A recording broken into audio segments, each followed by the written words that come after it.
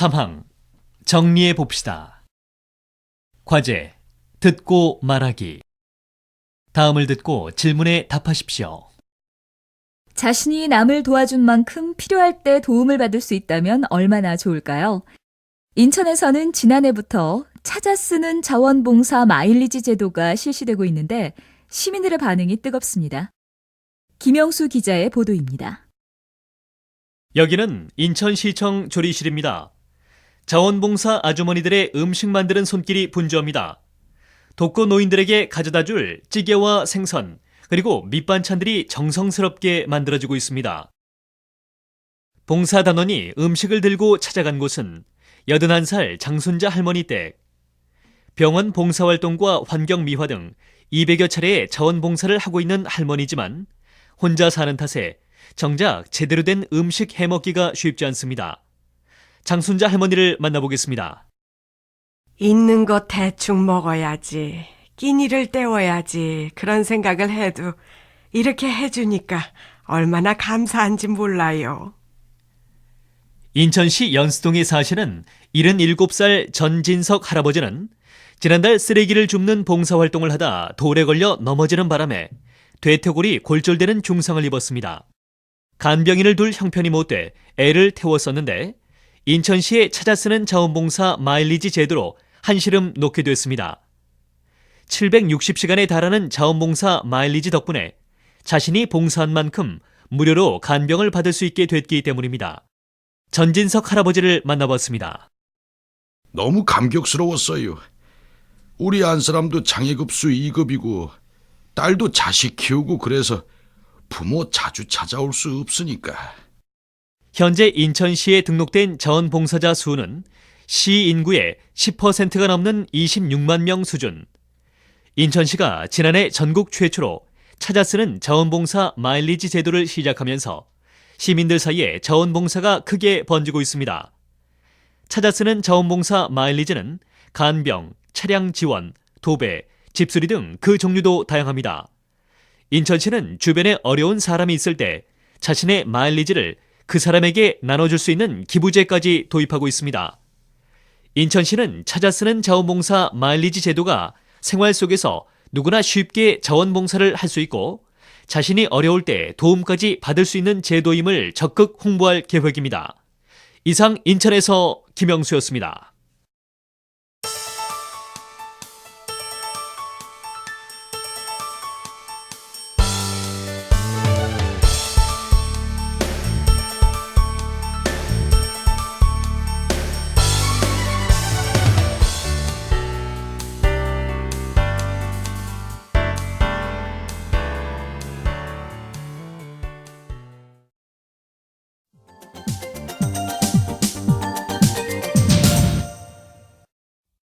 과제 1.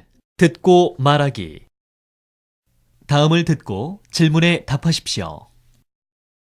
우리나라도 도울 사람 많은데 왜 외국까지 도와야 하나요? 제가 지난 7년간 긴급 구호를 하면서 가장 많이 받은 질문입니다. 물론 우리나라에도 도울 사람 많습니다. 그리고 그들을 먼저 돌봐야 하는 건 당연한 일입니다. 이를 위해 정부 차원에서는 보건복지부가, 민간 차원에서는 수백 개의 사회복지 NGO가 열심히 일하고 있습니다. 제도와 조직의 사각지대에 있는 사람들이라도 우리끼리 힘을 합치면 얼마든지 도울 수 있습니다. 그러나 우리 도움이 필요한 나라 사람들은 1,000원, 2,000원에 목숨이 왔다 갔다 합니다.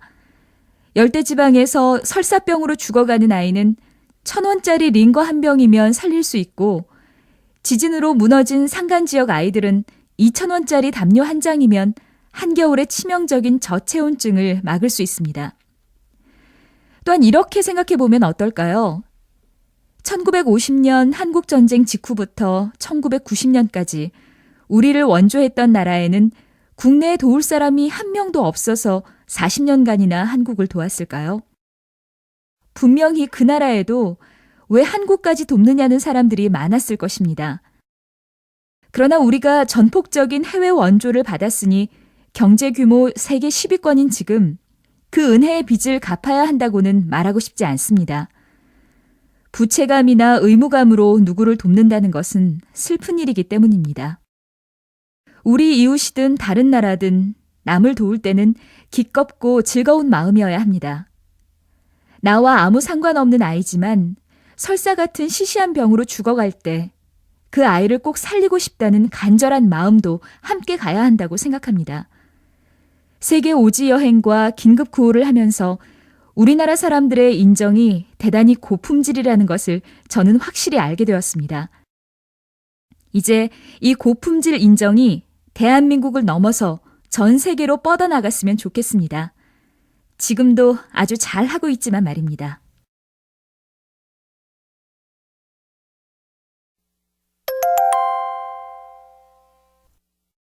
듣고 따라하십시오. 영수 씨, 뭘 그렇게 열심히 들여다보고 계세요?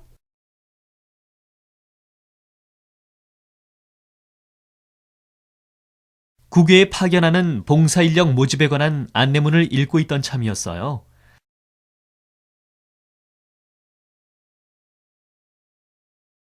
한국과 세계 여러 국가 간의 우호 협력 증진을 목적으로 설립된 단체에서 국외로 다양한 분야의 인력을 파견한다고 하네요.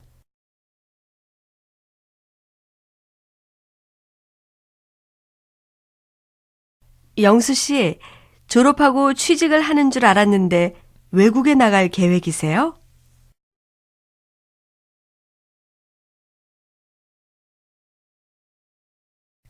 네. 얼마 전에 방송된 다큐멘터리를 통해 국제 난민 구호 활동을 하는 젊은이들이 많다는 걸 알게 됐거든요.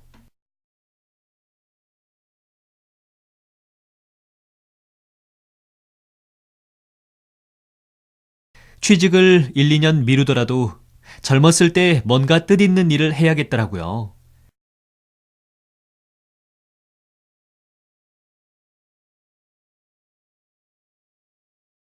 그래서 요즘 이것저것 알아보고 있어요. 국외로 나가면 견문도 넓힐 수 있을 것 같고요.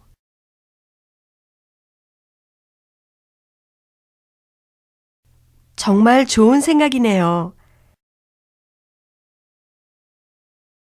하긴 요즘은 세계가 점점 좁아져서 지구촌이란 말이 진짜 실감나요.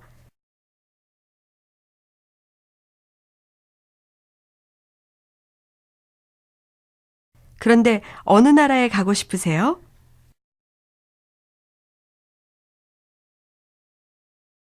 제가 도움이 될 수 있는 곳이라면 어디든지 상관없습니다.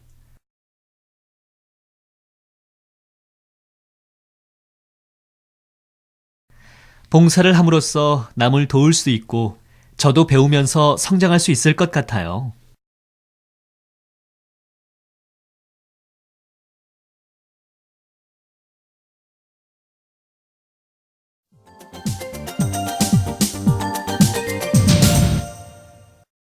이항 세계 속의 나 들으십시오. 영수 씨, 뭘 그렇게 열심히 들여다보고 계세요? 국외에 파견하는 봉사인력 모집에 관한 안내문을 읽고 있던 참이었어요. 한국과 세계 여러 국가 간의 우호 협력 증진을 목적으로 설립된 단체에서 국외로 다양한 분야의 인력을 파견한다고 하네요. 영수 씨, 졸업하고 취직을 하는 줄 알았는데 외국에 나갈 계획이세요? 네. 얼마 전에 방송된 다큐멘터리를 통해 국제 난민 구호 활동을 하는 젊은이들이 많다는 걸 알게 됐거든요. 취직을 1, 2년 미루더라도 젊었을 때 뭔가 뜻있는 일을 해야겠더라고요. 그래서 요즘 이것저것 알아보고 있어요. 국외로 나가면 견문도 넓힐 수 있을 것 같고요. 정말 좋은 생각이네요. 하긴 요즘은 세계가 점점 좁아져서 지구촌이란 말이 진짜 실감나요. 그런데 어느 나라에 가고 싶으세요? 제가 도움이 될 수 있는 곳이라면 어디든지 상관없습니다. 봉사를 함으로써 남을 도울 수 있고 저도 배우면서 성장할 수 있을 것 같아요.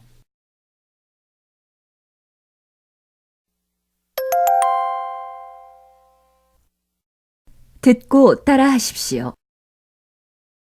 민철 씨, 금요일 저녁인데 데이트 안 하세요?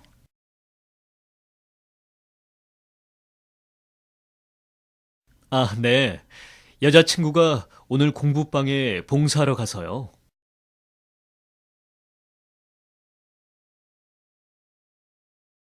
공부방요? 아, 생활이 어려운 집 아이들을 무료로 가르쳐 주는 거 말이죠?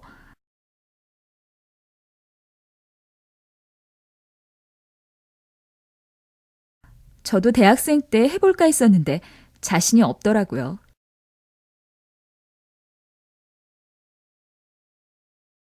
해보지 그랬어요. 사실 저도 여자친구랑 같이 대학생 때 했었어요.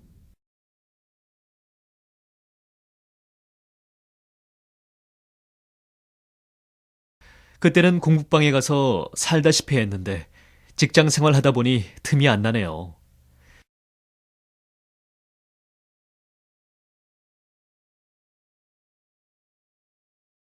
요즘은 한 달에 10,000원씩 결식 아동을 후원하는 재단에 기부를 하고 있어요.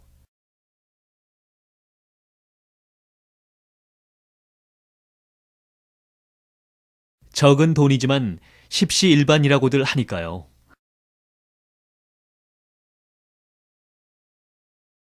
어머, 그래요? 전 왠지 기부는 좀 많은 돈을 해야 한다는 생각이 들어서 생각도 못 했는데.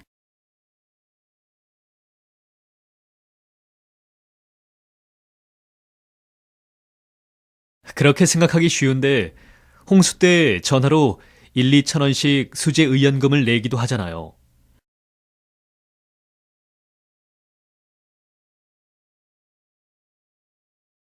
돈 액수가 문제가 아니라 이웃과 더불어 살아간다는 마음이 중요한 게 아닐까요?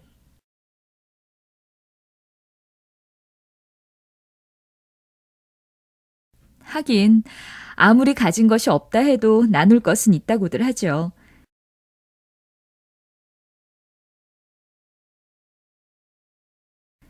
저도 이제부터 적은 돈이라도 기부할까 봐요.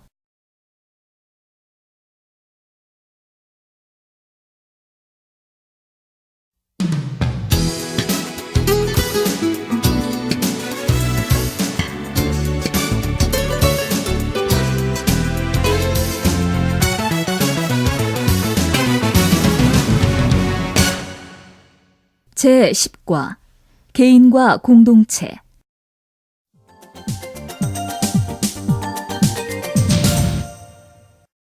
1항 이웃과 나. 들으십시오. 민철 씨, 금요일 저녁인데 데이트 안 하세요?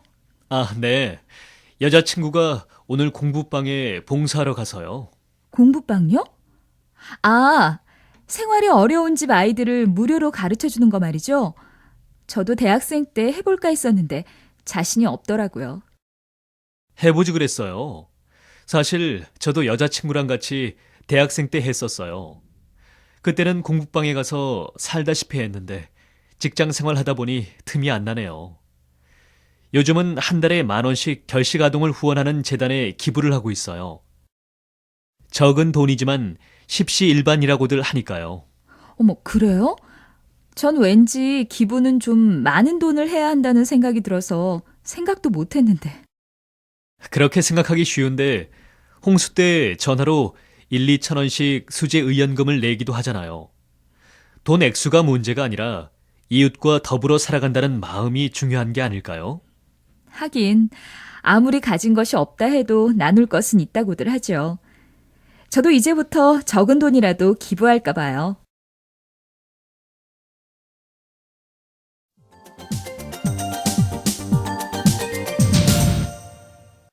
과제 2. 듣고 토론하기. 다음을 듣고 질문에 답하십시오. 이치범 환경부 장관이 10대 그룹 CEO들을 만나 환경 정책에 관한 협력을 모색합니다.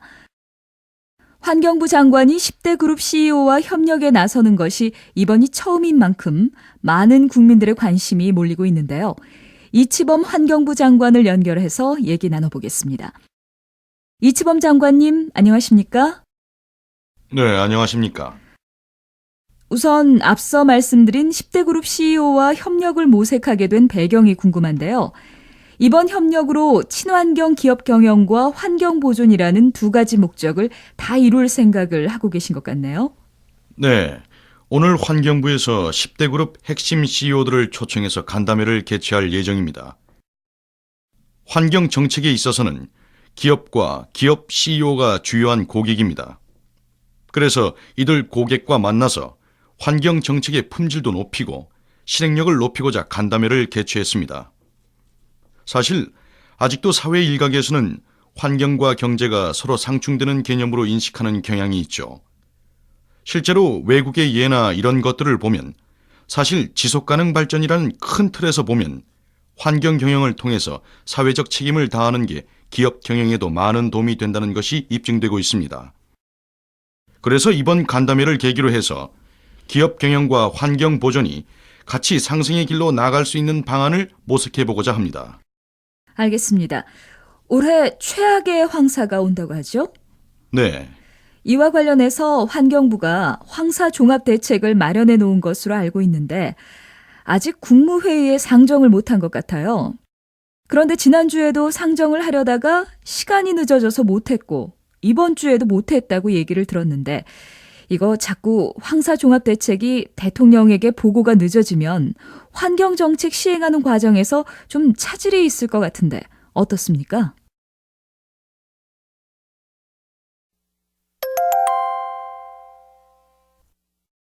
듣고 따라 하십시오. 제가 다녀온 곳은 아직 괜찮았지만 아마존의 다른 지역은 많이 훼손이 되었다고 들었어요.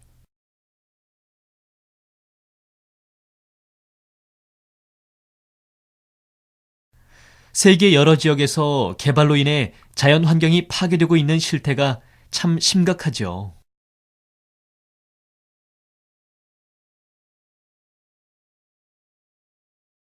맞아요.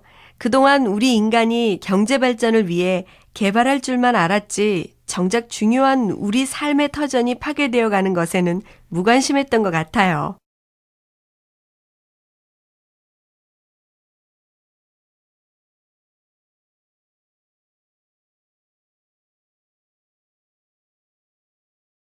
인간의 근시안적인 판단과 무분별한 개발이 무척 걱정스럽습니다.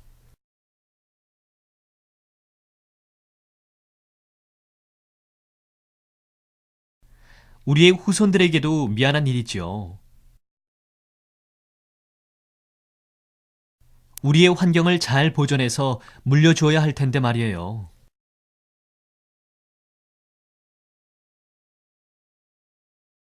무엇보다도 개개인이 친환경적인 사고방식과 생활태도를 몸에 익혀야 해요.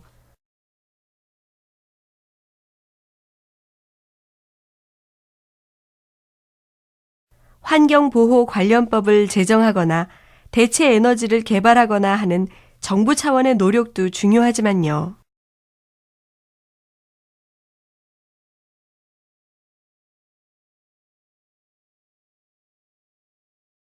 글쎄요, 개인의 노력보다는 그 심각성을 생각하면 정부나 국제기구 차원에서 해결책이 제시되어야 할 것 같은데요.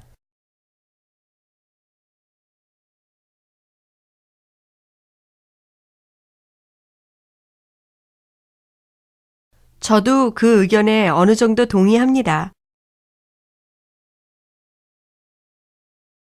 그러나 그렇게 크게만 생각할 게 아니라 당장 일상생활에서 일회용품의 사용을 줄인다든지 쓰레기 분리수거를 한다든지 하는 작지만 실천적인 노력이 선행되어야 하지 않을까요?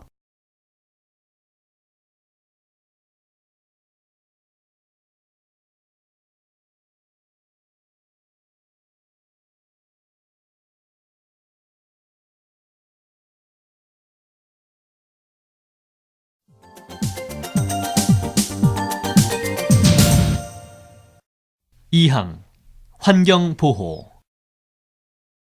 들으십시오. 제가 다녀온 곳은 아직 괜찮았지만 아마존의 다른 지역은 많이 훼손이 되었다고 들었어요. 세계 여러 지역에서 개발로 인해 자연 환경이 파괴되고 있는 실태가 참 심각하죠. 맞아요. 그동안 우리 인간이 경제 발전을 위해 개발할 줄만 알았지 정작 중요한 우리 삶의 터전이 파괴되어 가는 것에는 무관심했던 것 같아요. 인간의 근시안적인 판단과 무분별한 개발이 무척 걱정스럽습니다. 우리의 후손들에게도 미안한 일이지요. 우리의 환경을 잘 보존해서 물려주어야 할 텐데 말이에요. 무엇보다도 개개인이 친환경적인 사고방식과 생활태도를 몸에 익혀야 해요. 환경보호 관련법을 제정하거나 대체 에너지를 개발하거나 하는 정부 차원의 노력도 중요하지만요. 글쎄요. 개인의 노력보다는 그 심각성을 생각하면 정부나 국제기구 차원에서 해결책이 제시되어야 할 것 같은데요. 저도 그 의견에 어느 정도 동의합니다. 그러나 그렇게 크게만 생각할 게 아니라 당장 일상생활에서 일회용품의 사용을 줄인다든지 쓰레기 분리수거를 한다든지 하는 작지만 실천적인 노력이 선행되어야 하지 않을까요?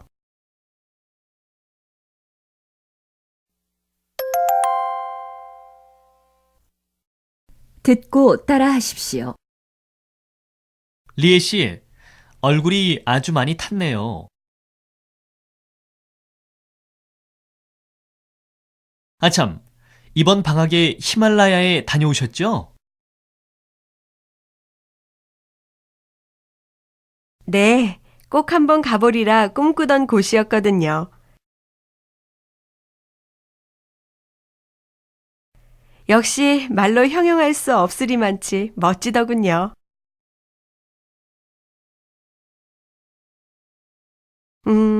구름 위에 우뚝 솟은 모습이 아직도 눈에 선해요.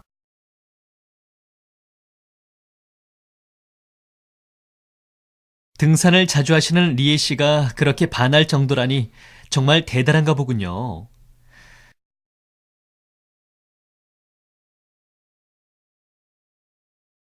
산을 오르는 일은 언제나 산의 정기와 맑은 향을 느낄 수 있어 좋죠.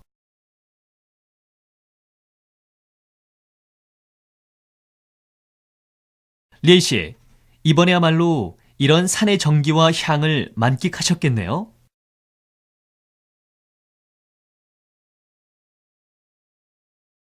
글쎄요. 그렇게 즐기기에는 그 자연의 위용과 풍모가 너무 장엄해서요.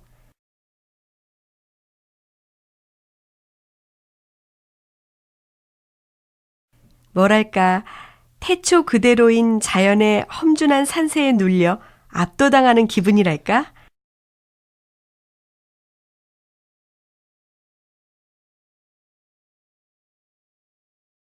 인간이란 게 얼마나 보잘것없는 존재이던지요.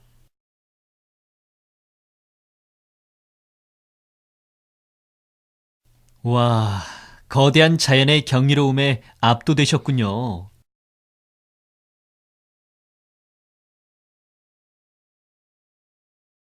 저도 지난번 아마존에서 유유히 흐르는 물줄기를 보며 자연이란 결코 인간이 넘볼 상대가 아님을 느꼈거든요.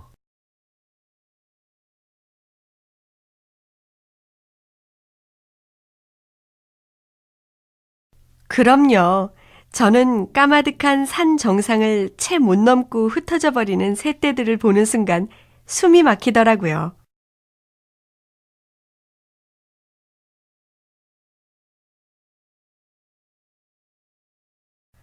사실 이런 자연과 비교하면 인간이란 존재는 너무 작고 미약한 것 같아요.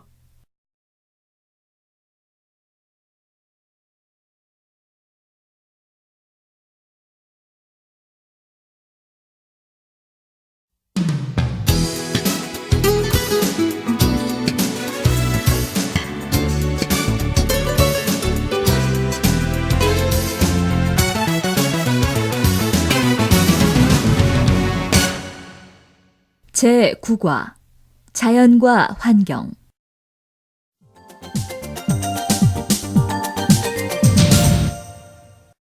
1항 인간과 자연. 들으십시오.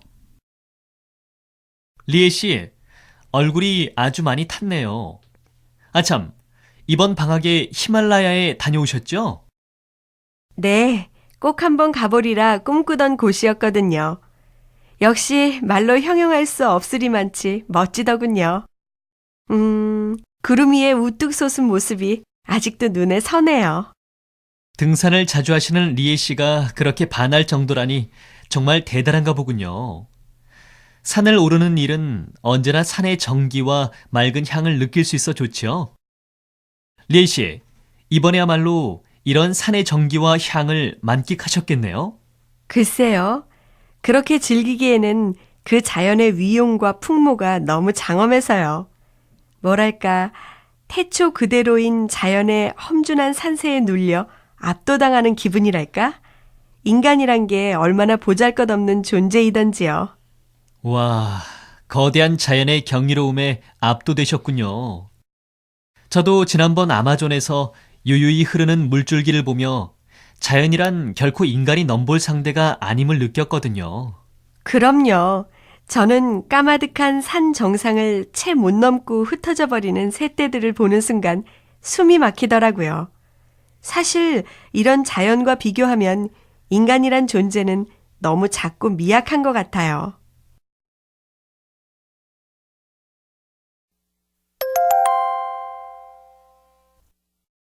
듣고 따라하십시오. 길 건너 시립도서관에서 이번 달 평생교육 프로그램 수강생을 모집한다는 광고가 났어요.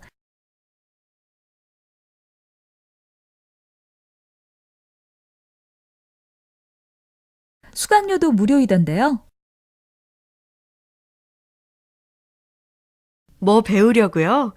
저도 주말에는 쉬니까 뭘 좀 배울까 하고 있었는데.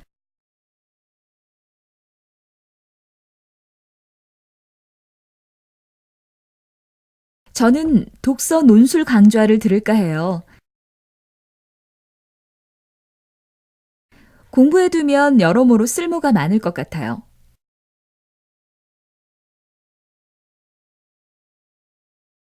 나중에 아이가 생기면 아이 가르치는데도 도움이 될 것 같고요.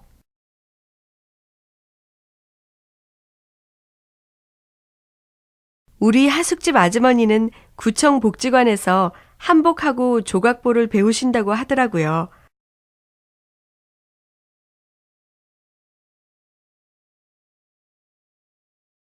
벌써 중급 과정은 끝내고 고급 과정이래요. 지도자 과정까지 마칠 계획이신가 봐요. 연세도 많으신데 열의가 대단하세요.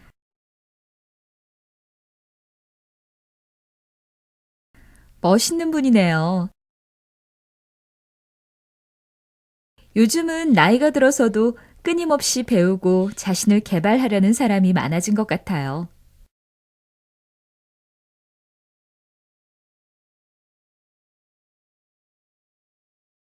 맞아요. 그렇게 하지 않고서는 삶의 질이 향상되기 어렵죠.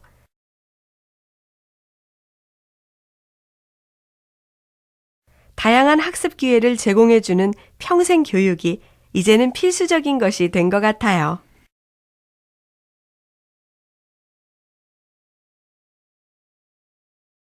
그래요.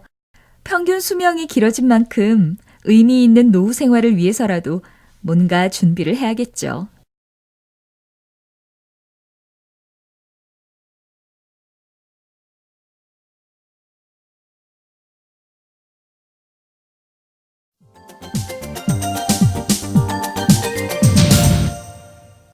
이항 평생학습. 들으십시오. 길 건너 시립도서관에서 이번 달 평생교육 프로그램 수강생을 모집한다는 광고가 났어요. 수강료도 무료이던데요. 뭐 배우려고요? 저도 주말에는 쉬니까 뭘 좀 배울까 하고 있었는데. 저는 독서 논술 강좌를 들을까 해요. 공부해두면 여러모로 쓸모가 많을 것 같아요. 나중에 아이가 생기면 아이 가르치는데도 도움이 될 것 같고요. 우리 하숙집 아주머니는 구청 복지관에서 한복하고 조각보를 배우신다고 하더라고요. 벌써 중급 과정은 끝내고 고급 과정이래요. 지도자 과정까지 마칠 계획이신가 봐요. 연세도 많으신데 열의가 대단하세요. 멋있는 분이네요. 요즘은 나이가 들어서도 끊임없이 배우고 자신을 개발하려는 사람이 많아진 것 같아요. 맞아요. 그렇게 하지 않고서는 삶의 질이 향상되기 어렵죠. 다양한 학습 기회를 제공해주는 평생 교육이 이제는 필수적인 것이 된 것 같아요. 그래요. 평균 수명이 길어진 만큼 의미 있는 노후 생활을 위해서라도 뭔가 준비를 해야겠죠.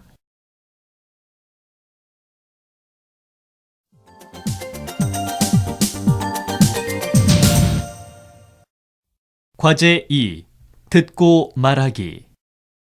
다음 라디오 논평을 듣고 질문에 답하십시오. 학교나 가정의 체벌이 아동이나 청소년에게 어떤 교육적 효과가 있을까요? 심리학, 교육학 등 여러 분야의 연구를 보면 체벌은 부정적인 영향이 더 크다고 합니다. 체벌은 교사나 부모에 대한 반발심이나 적개심을 유발하고 인격적인 모욕을 느끼게 할 수 있다고 합니다. 또한 체벌은 다른 사람을 통제하기 위해서는 폭력을 사용해도 된다고 생각하게 만들 수 있으며 정서 발달에 부정적인 영향을 미칠 수 있고 우울, 소외, 알코올 남용, 자살 등의 가능성을 높인다고 합니다. 그러나 부모가 애정을 가지고 일관성 있게 훈육을 하는 가정에서는 체벌이 있더라도 자녀가 비행이나 문제 행동을 일으키지 않고 오히려 긍정적인 교육 효과가 있다는 연구 보고도 있습니다. 이는 체벌 자체보다는 애정과 믿음을 바탕으로 한 상호 관계가 더 중요함을 보여주는 것입니다. 이러한 연구 결과는 최근 학교 현장에서 논란이 되고 있는 교사의 체벌에 대해 시사하는 바가 큽니다. 체벌을 당하는 학생들의 대부분은 교사가 자기에게 애정과 관심을 가지고 자신을 올바르게 교육시키기 위해 체벌을 했다고 생각하지 않습니다. 왜 우리 학생들은 교사를 이렇게밖에 보지 않을까요? 이는 학생들의 잘못만이 아닙니다. 학부모가 자녀들 앞에서 교사에 대해 어떻게 이야기하고 행동했는지, 우리 사회가 교사들을 어떻게 생각하고 대했는지, 그리고 교사들은 학생들에게 어떤 마음과 자세로 임했는지에 대해 우리 모두 깊은 고민과 반성을 해야 합니다. 교사와 학생, 그리고 학부모 간의 신뢰가 없는 교육 환경에서는 제대로 교육이 이루어지기 어렵지요. 따라서 체벌에 대한 논의보다도 교사, 학생, 그리고 학부모 간의 애정과 신뢰를 회복하는 것이 더 시급합니다. 또한 교사는 자긍심을 갖고 학생들에게 애정과 관심을 보인다면 체벌의 존폐에 대한 논의는 더 이상 필요 없을 것입니다.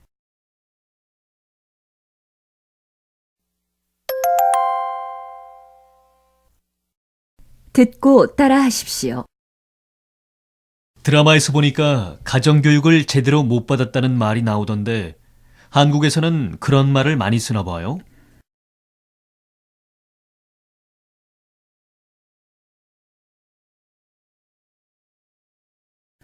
존슨 씨 나라에서는 그런 말 안 쓰나요?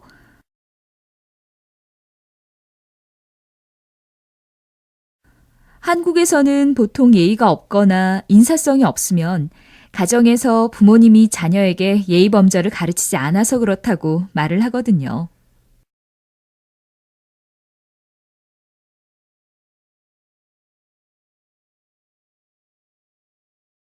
그래서 그런지 한국 학생들을 보면 인사도 잘하고 예의가 바른 것 같아요.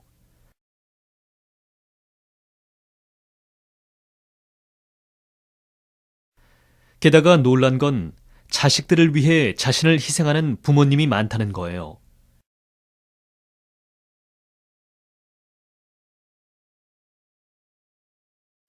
자식들을 좋은 대학에 보내려고 비싼 교육비도 아끼지 않고 학원까지 보내면서 공부시키잖아요.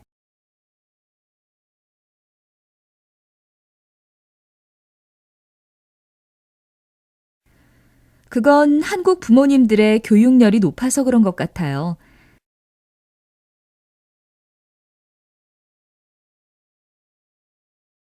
가능하면 자식이 교육을 많이 받아서 사회적으로 성공하길 바라는 게 대다수 부모님들의 마음이지요.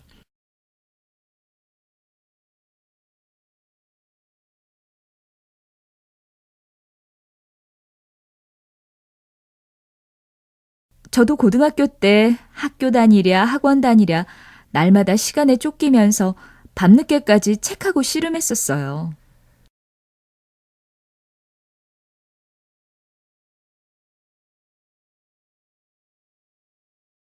그렇게 열심히 공부해서 그런지 한국 학생들 보면 상식도 풍부하고 재주도 많은 것 같은데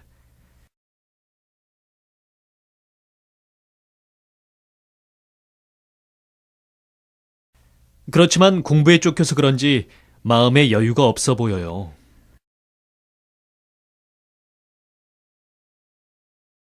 부모님들의 교육열이 높고 대입 경쟁이 치열하다 보니 그로 인해 부작용도 생기고 있지만 높은 교육열 덕분에 한국이 이만큼 발전했다고도 하거든요.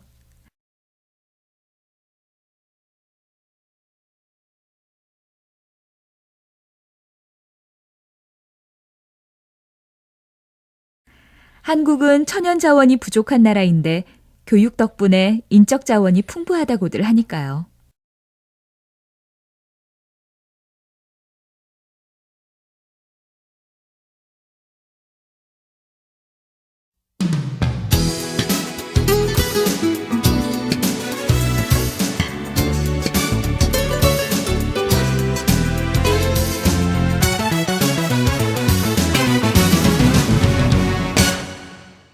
제8과 삶과 배움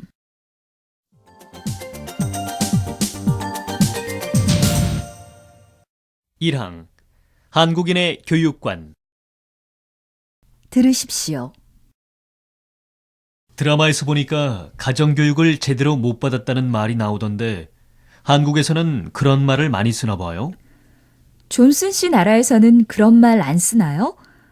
한국에서는 보통 예의가 없거나 인사성이 없으면 가정에서 부모님이 자녀에게 예의 범절을 가르치지 않아서 그렇다고 말을 하거든요. 그래서 그런지 한국 학생들을 보면 인사도 잘하고 예의가 바른 것 같아요. 게다가 놀란 건 자식들을 위해 자신을 희생하는 부모님이 많다는 거예요. 자식들을 좋은 대학에 보내려고 비싼 교육비도 아끼지 않고 학원까지 보내면서 공부시키잖아요. 그건 한국 부모님들의 교육열이 높아서 그런 것 같아요. 가능하면 자식이 교육을 많이 받아서 사회적으로 성공하길 바라는 게 대다수 부모님들의 마음이지요. 저도 고등학교 때 학교 다니랴 학원 다니랴 날마다 시간에 쫓기면서 밤늦게까지 책하고 씨름했었어요.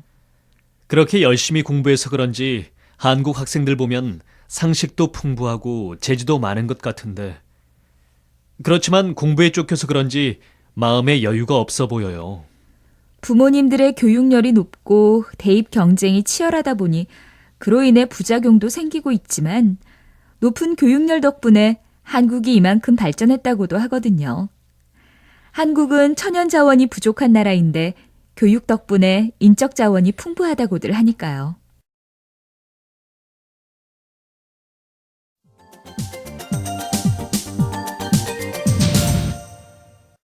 과제 1. 듣고 말하기. 다음 이야기를 듣고 질문에 답하십시오.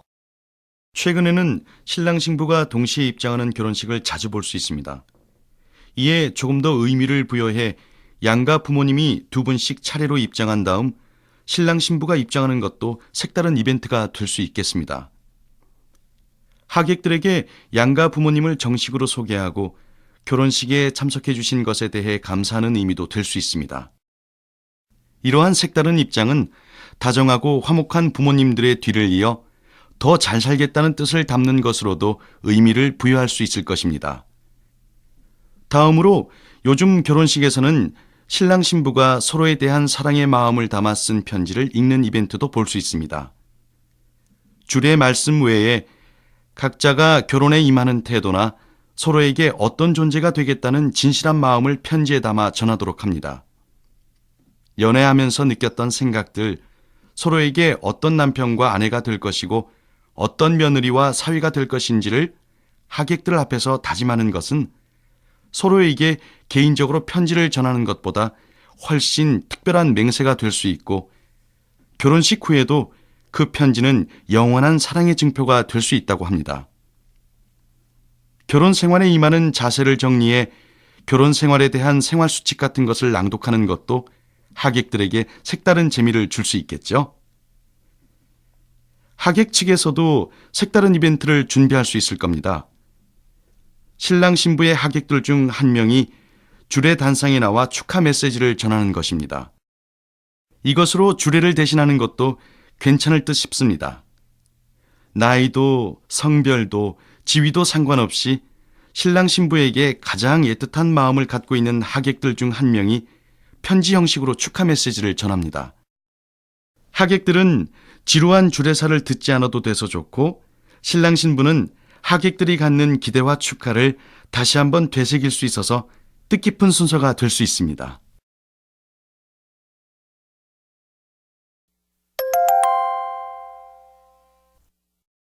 듣고 따라하십시오. 검은색 정장을 입었네요. 어디 다녀오는 길이에요?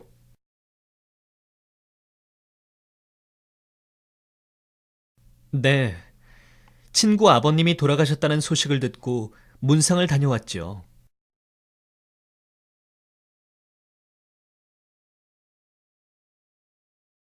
마음 같아선 밤을 새고 장지까지 따라가고 싶었지만 워낙 요즘 연구소 일정이 빡빡해서요.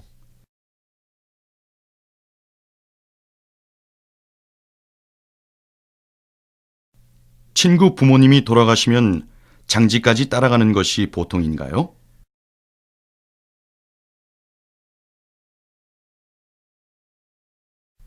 아니, 뭐 꼭 그럴 것까지는 없겠지만 생전에 저에게도 퍽 잘해주시던 분이셔서요.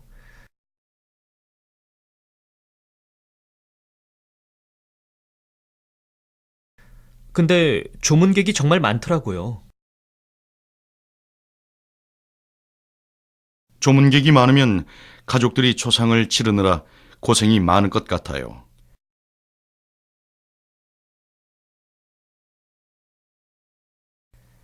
요즘엔 모든 장례 절차를 장례식장에서 다 맡아 해주어서 그나마 수월해 보였어요.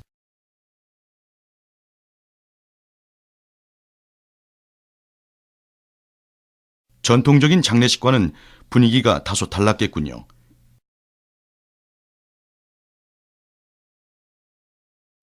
그건 그렇고 장례식장에 갔을 때 가족들에게 어떻게 조의를 표해야 하는지 그것이 좀 궁금했는데 어떻게 하면 되나요?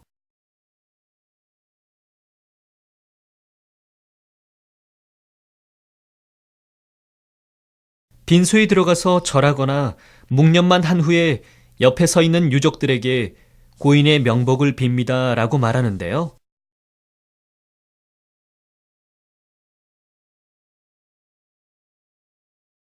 아무 말씀 안 하시고 그냥 인사만 하셔도 됩니다.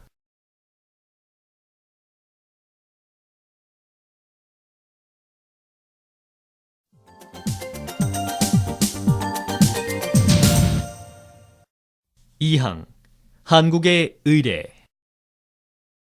들으십시오. 검은색 정장을 입었네요. 어디 다녀오는 길이에요? 네. 친구 아버님이 돌아가셨다는 소식을 듣고 문상을 다녀왔죠. 마음 같아선 밤을 새고 장지까지 따라가고 싶었지만 워낙 요즘 연구소 일정이 빡빡해서요.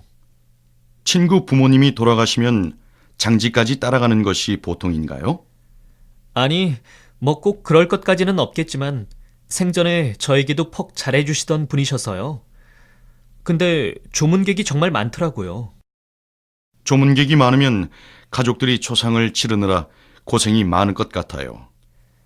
요즘엔 모든 장례 절차를 장례식장에서 다 맡아 해주어서 그나마 수월해 보였어요. 전통적인 장례식과는 분위기가 다소 달랐겠군요. 그건 그렇고 장례식장에 갔을 때 가족들에게 어떻게 조의를 표해야 하는지 그것이 좀 궁금했는데 어떻게 하면 되나요? 빈소에 들어가서 절하거나 묵념만 한 후에 옆에 서 있는 유족들에게 고인의 명복을 빕니다 라고 말하는데요. 아무 말씀 안 하시고 그냥 인사만 하셔도 됩니다.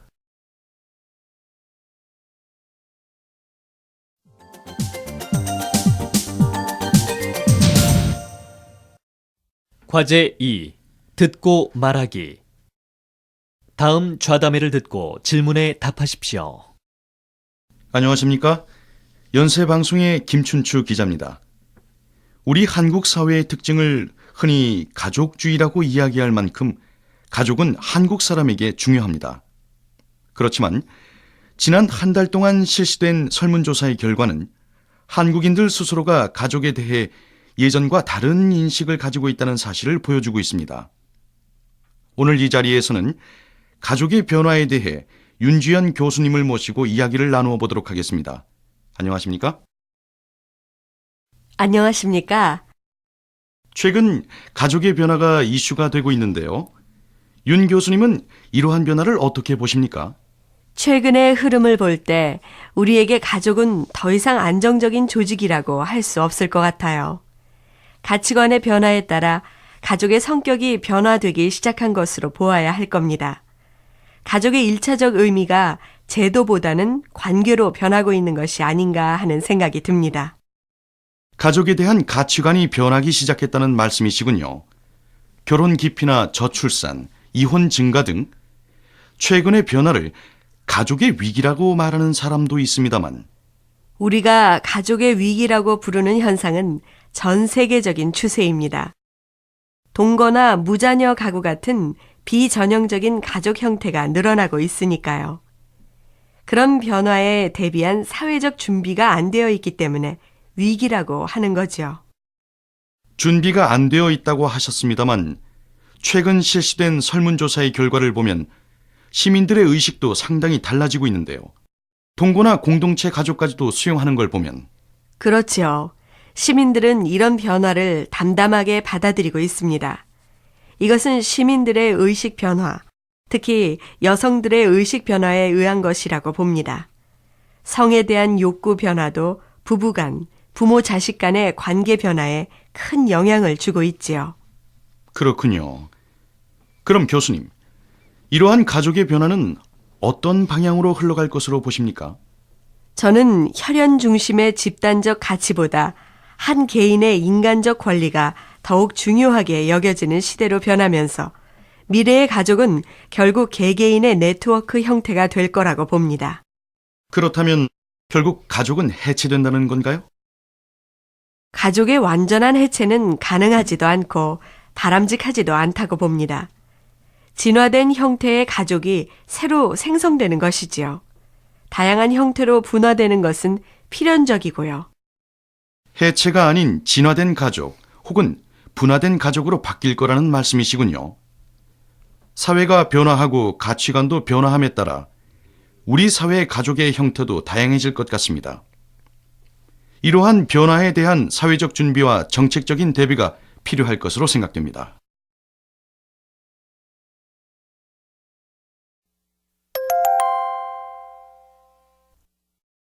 듣고 따라하십시오. 정희 씨는 외동딸이고 집도 서울인데 왜 하숙집에서 살아요?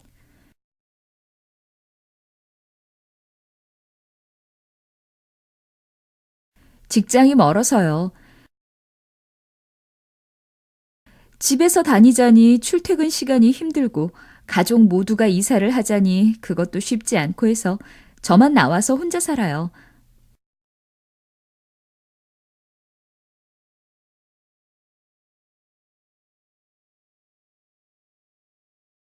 왜요? 이상해요? 아니요. 이상하다기보다 한국은 성인이 되어도 결혼하기 전까지는 부모님이랑 같이 사는 게 일반적이라고 들어서요.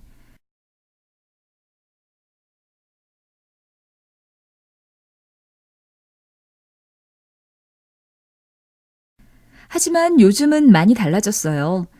결혼 전에 독립하는 사람도 많아요.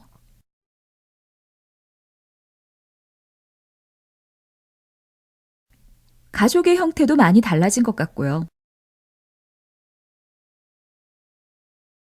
1인 가구도 가족의 한 형태로 인정해야 된다는 말이 나올 정도니까요.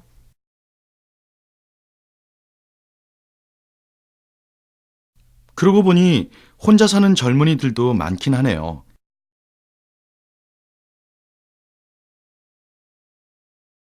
한국도 명절 때는 보통 고향에서 가족끼리 모인다고 하던데 요즘에는 그렇지 않은 건가요?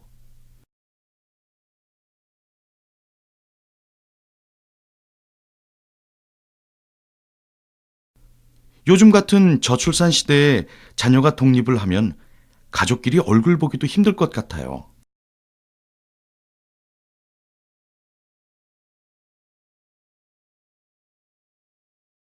그럴 리가 있겠어요. 역귀성이나 콘도 차례처럼 명절을 보내는 새로운 모습도 가족이 모이기 위해서 생각해낸 거잖아요.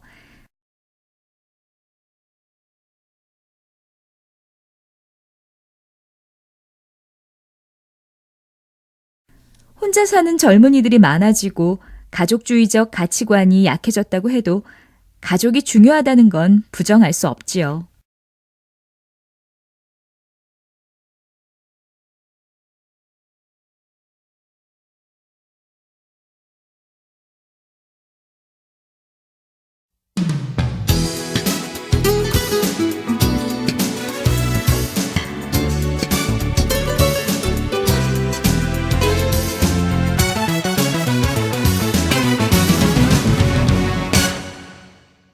제7과 전통과 변화.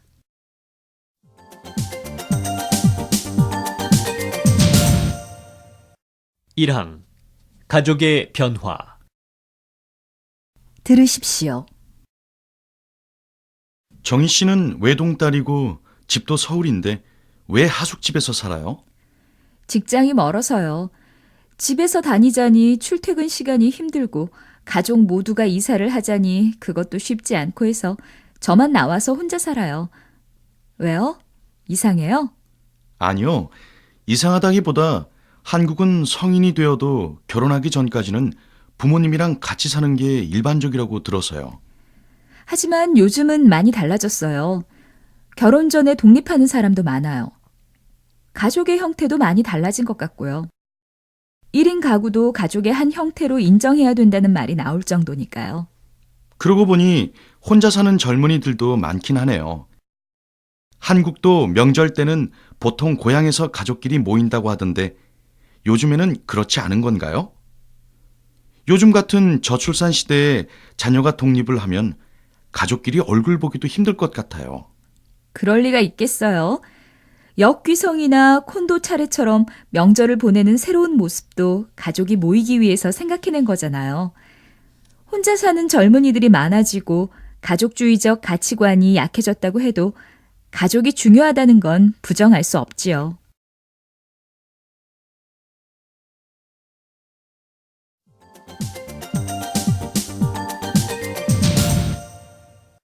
과제 2. 듣고 말하기. 다음 그림을 보면서 이야기를 듣고 질문에 답하십시오. 다음 그림을 함께 봅시다. 이 그림은 단원 김홍도가 200여 년 전에 그린 그림인데요. 공책만한 작은 그림입니다. 오른쪽 위에서 왼쪽 아래로 보라고 말씀드렸죠. 이 그림에 등장하는 사람이 모두 22명인데 우선 여기 오른편 위쪽 가 부분의 중년 사나이를 보세요. 입을 해 벌리고 씨름 구경을 하고 있습니다. 재미있으니까 윗몸이 앞으로 쏠렸죠. 그러다 보니 자연스럽게 두 손이 땅에 닿았습니다. 그 옆에 있는 총각은 상투를 틀었군요. 총각이 아닙니다. 수염도 안 난 걸 보면 요즘으로 치면 고등학교 1학년이나 2학년밖에 안 되어 보이지만 장가를 갔어요.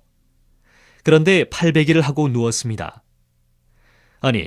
씨름판에 오자마자 팔베개를 하고 눕는 사람이 있겠습니까? 이거 씨름판이 한참 진행돼서 이제 거의 끝날 때가 다 됐나 보다 하고 생각할 수 있습니다. 재미는 있지만 몸이 힘들어서 누운 거죠. 시간이 꽤 지났음을 보여줍니다. 자, 그럼 이제 나 부분에 있는 씨름꾼들을 보죠. 눈부터 바라보니 역시 당사자들의 눈이라 제일 심각해 보입니다. 특히 뒷사람은 눈이 아주 동그래져서 두 눈썹 사이에는 깊은 주름까지 잡혀 있지 않습니까? 앞사람을 보세요. 어금니는 악물었고 광대뼈는 툭 튀어나와 가지고 이번에는 반드시 넘어뜨리고 말겠다는 각오가 대단해 보이죠. 뒷사람이 틀림없이 졌습니다. 앞사람을 보십시오. 두 발을 땅에 굳게 디디고 서서 상대를 들어 올리려고 애쓰는 모습이나 꽉 담은 입술에서 젖먹던 힘까지 다하는 모습이 뚜렷하게 보입니다. 앞사람은 두 다리가 모두 튼튼하게 땅에 붙어 있는데 지는 쪽은 한 발이 들리고 다른 한쪽마저 들리려는 순간입니다. 그 오른손이 바나나같이 길게 그려졌군요. 화가 실력이 부족해 그렇게 그렸을까요? 아니죠. 이 손마저 빠져나가고 있다는 것을 보여주려는 것입니다. 그런데 뒷사람은 왼쪽으로 넘어질까요? 오른쪽으로 넘어질까요? 잘 살펴보시면 알 수 있습니다. 한번 맞춰보십시오. 제 생각엔 아무래도 오른쪽으로 넘어질 것 같은데요. 그걸 어떻게 알 수 있는가 하면 오른쪽 아래를 보세요.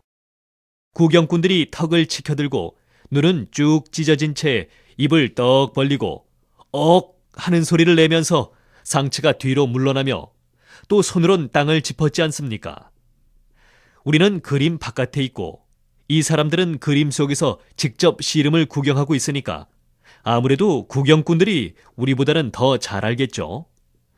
분명 오른쪽으로 넘어집니다. 유도나 씨름에서 한쪽이 다른 쪽을 어느 한편으로 넘어뜨리려고 할 때 그 상대가 그리로 그렇게 쉽게 넘어가 주지는 않죠. 반대편으로 안 넘어가려고 죽을 힘을 다하게 됩니다. 그러니까 그 아슬아슬한 순간에 탁 하고 반대편으로 넘어뜨려서 한판 경기가 끝나게 되는 겁니다. 화가는 바로 그 순간을 놓치지 않고 이렇게 기막힌 그림을 그려냈습니다.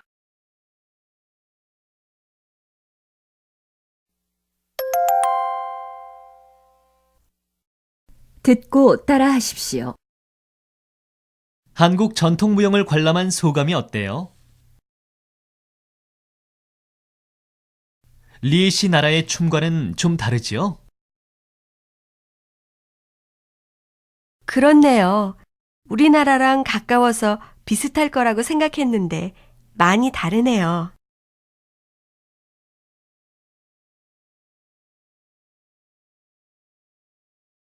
저는 조금 전에 본 태평무를 가장 좋아하는데 리에 씨는 어땠어요?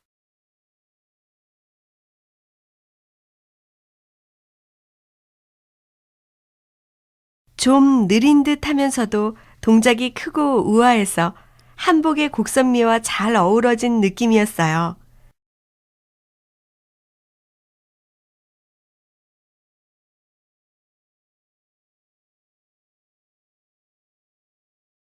시간과 공간에 걸친 여백의 미랄까?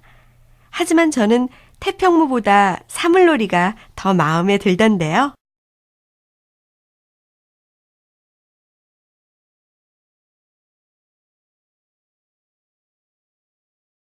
아, 사물놀이요? 관객들도 같이 어깨를 들썩거리면서 즐길 수 있어서 좋았지요.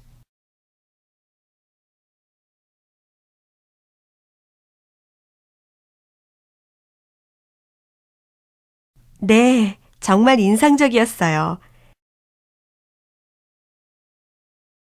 장구나 꽹과리를 빠르게 치는 신명나는 몸짓이 한국 전통 예술의 역동적인 면을 보여주는 것 같더군요.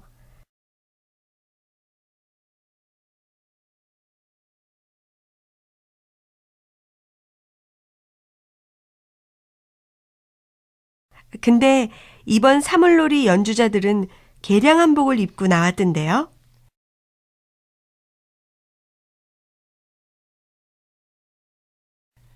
요즘은 전통 예술도 옛 것만 고집하지 않고 현대화하거나 대중화하려는 노력을 많이 해요.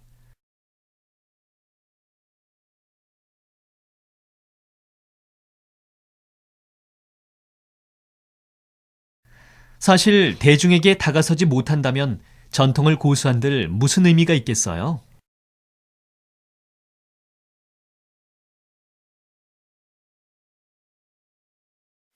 저는 옛날 그대로의 모습이 더 좋아요.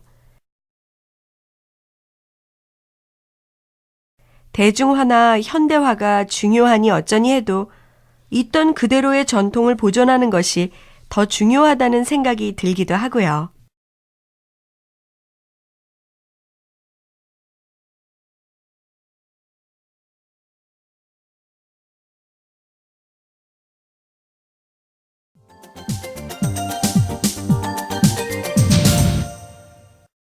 이항 한국의 전통 예술. 들으십시오. 한국 전통 무용을 관람한 소감이 어때요? 리에시 나라의 춤과는 좀 다르지요? 그렇네요. 우리나라랑 가까워서 비슷할 거라고 생각했는데 많이 다르네요. 저는 조금 전에 본 태평무를 가장 좋아하는데 리에시는 어땠어요? 좀 느린 듯 하면서도 동작이 크고 우아해서 한복의 곡선미와 잘 어우러진 느낌이었어요. 시간과 공간에 걸친 여백의 미랄까? 하지만 저는 태평무보다 사물놀이가 더 마음에 들던데요. 아, 사물놀이요? 관객들도 같이 어깨를 들썩거리면서 즐길 수 있어서 좋았지요. 네, 정말 인상적이었어요. 장구나 꽹과리를 빠르게 치는 신명나는 몸짓이 한국 전통 예술의 역동적인 면을 보여주는 것 같더군요. 근데 이번 사물놀이 연주자들은 개량 한복을 입고 나왔던데요. 요즘은 전통 예술도 옛 것만 고집하지 않고 현대화하거나 대중화하려는 노력을 많이 해요. 사실 대중에게 다가서지 못한다면 전통을 고수한들 무슨 의미가 있겠어요? 저는 옛날 그대로의 모습이 더 좋아요.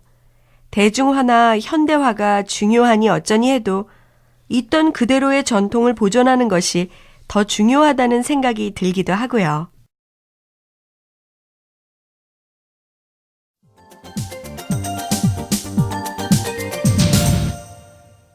과제 2. 듣고 말하기. 다음은 한국, 미국, 일본의 드라마의 특성에 대한 강연입니다. 듣고 질문에 답하십시오. 오늘은 한국, 미국, 일본 세 나라의 드라마에 나타나는 특성에 대해서 이야기해 보겠습니다.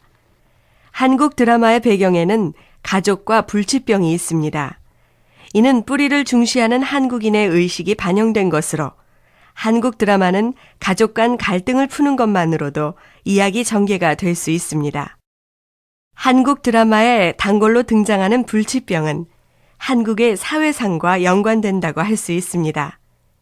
경쟁이 치열해질수록 위안을 받고 싶은 심리가 작용하여 순수한 사랑을 더욱 추구합니다. 현실에서는 이룰 수 없는 사랑을 완성시키기 위해 누군가를 죽게 만드는 것입니다. 그리고 한국 시청자는 감정적인 장면과 대사에서 받는 풍부하고 강렬한 느낌을 좋아하는 듯 싶습니다.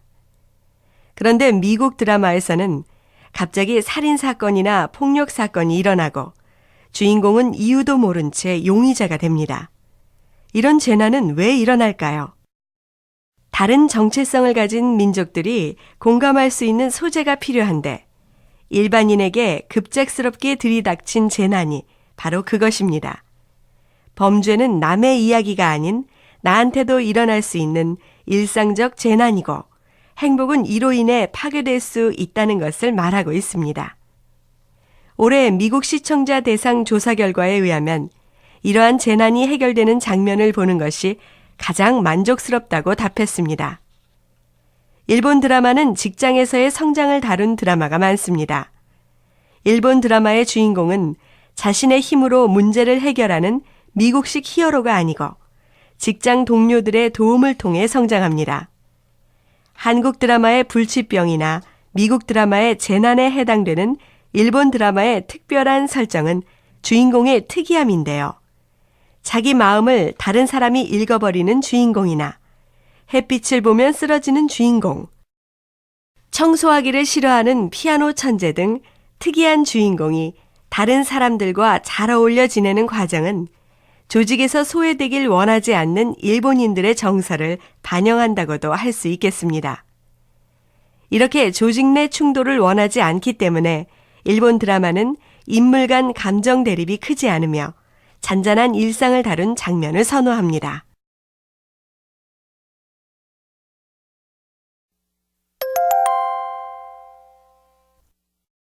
듣고 따라하십시오. 어제 부산국제영화제에 다녀오셨다면서요?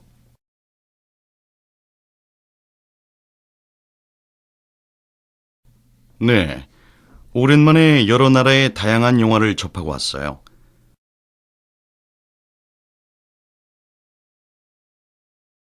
참여국이나 출품된 작품들의 수준으로 봤을 때 이제 부산 영화제는 세계 영화제로 자리 잡은 듯 싶어요.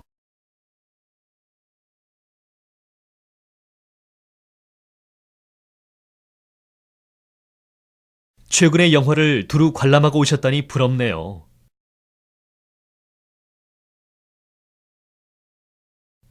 뭐 눈길을 끌 만큼 특징적인 것이라도 있었나요?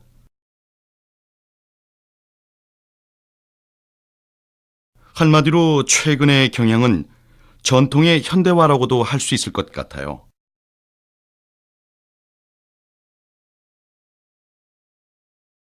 흥미로운 소재는 시대와 장르를 넘나들며 색다르게 다루어지더라고요.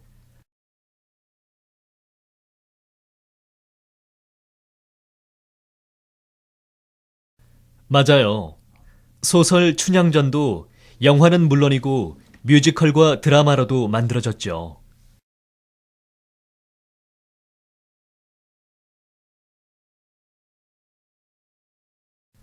역시 과거나 현재나 대중들의 사랑을 받는 소재는 변함없는 생명력을 지니고 있는 것 같아요.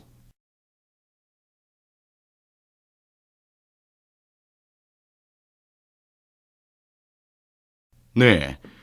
그래서 다음에는 현대 대중문화에서 발견할 수 있는 과거와 현재, 그리고 만화나 영화 등의 장르 간의 소통을 기획기사로 써볼까 합니다.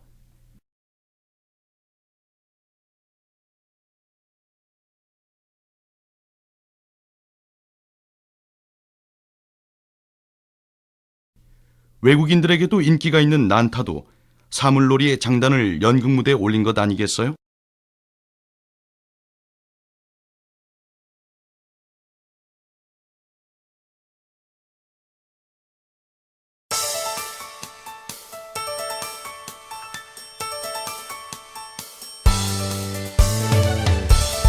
연세 한국어 5 연세대학교 출판고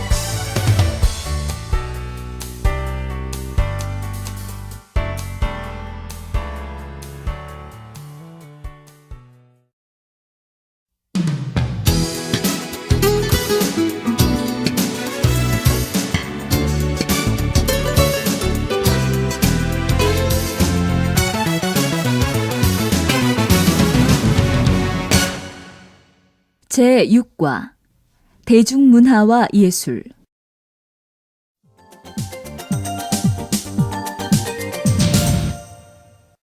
1항 한국의 대중문화 들으십시오.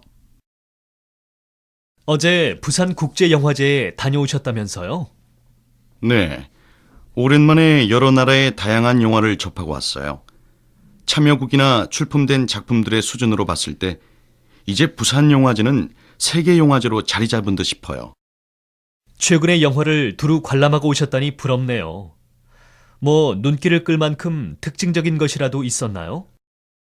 한마디로 최근의 경향은 전통의 현대화라고도 할 수 있을 것 같아요. 흥미로운 소재는 시대와 장르를 넘나들며 색다르게 다루어지더라고요. 맞아요. 소설 춘향전도 영화는 물론이고 뮤지컬과 드라마로도 만들어졌죠. 역시 과거나 현재나 대중들의 사랑을 받는 소재는 변함없는 생명력을 지니고 있는 것 같아요. 네. 그래서 다음에는 현대 대중문화에서 발견할 수 있는 과거와 현재, 그리고 만화나 영화 등의 장르 간의 소통을 기획기사로 써볼까 합니다. 외국인들에게도 인기가 있는 난타도 사물놀이의 장단을 연극무대에 올린 것 아니겠어요?